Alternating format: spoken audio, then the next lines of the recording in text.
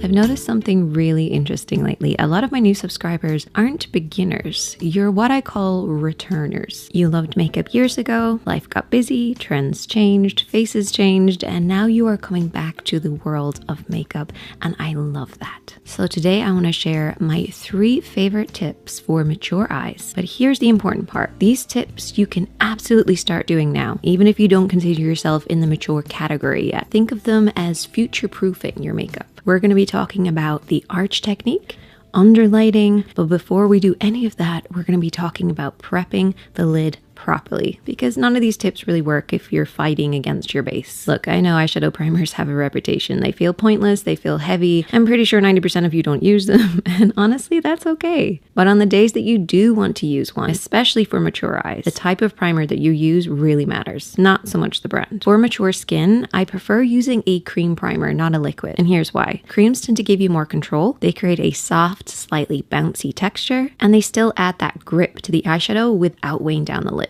But if you do have a liquid primer and you feel like it is weighing down your lid, you can always shear it out with just a good concealer, just a tiny drop. Now that the lids are prepped properly, let me show you my technique. I like to call this the arch technique.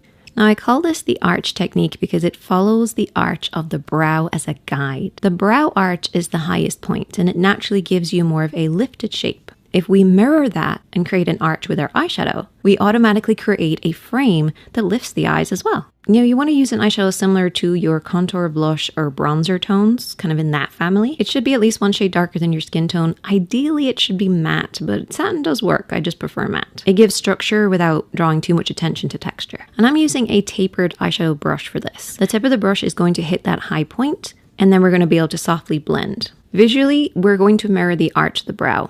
But placement-wise, we're working horizontally, starting halfway between the natural crease of the lid and the first hair of the eyebrow. This spacing is important.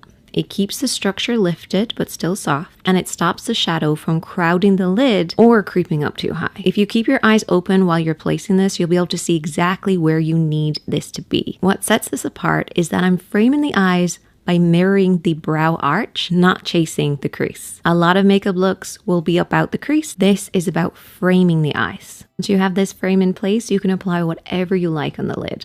I use a little bit of black, a little bit of a golden kind of champagne tone, and don't be afraid to use your fingertips. Now let's move on to my final step, under lighting, which is where the eyes really come alive. For a really long time, metallics and shimmers were treated like a big no-no for mature eyes, but honestly, I love a good metallic. They open up the eyes, they bounce light, they can even make your eye color pop. And just like our hair can go gray and lose pigment, our eyes can actually soften too. Like my dad used to have almost black eyes and now they're more hazel, and I've even noticed that my eyes are losing their depth. But that's where underlighting comes in. I'm using a metallic eyeshadow and placing this right underneath the lower lashes. This is going to reflect and bounce light. Now I'm using a lip brush, so I have a little bit more control. You can apply it directly from the pencil, but I do love a lip brush for this application.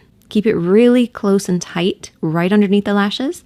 If you feel comfortable, you can apply it onto your waterline as well. But always finish off with just an extra little bit underneath the pupil. This will just really help that light come forward and make the eyes look more awake. Now you don't have to use a bronze tone like I'm using. If you have blue eyes, you could try a deep plum, or green eyes, you can use like an aubergine. If you're not sure, let me know and I'll pick a color for you. Metallic flecks love clinging to lashes, so mascara at the end just cleans everything up and gives you that perfect finish. And there we have it. I really hope that you enjoyed this one. This look was actually created for one of my subscribers. She's revamping her old makeup techniques and she just subscribed to the channel. She also shared my sadness after losing my dog, and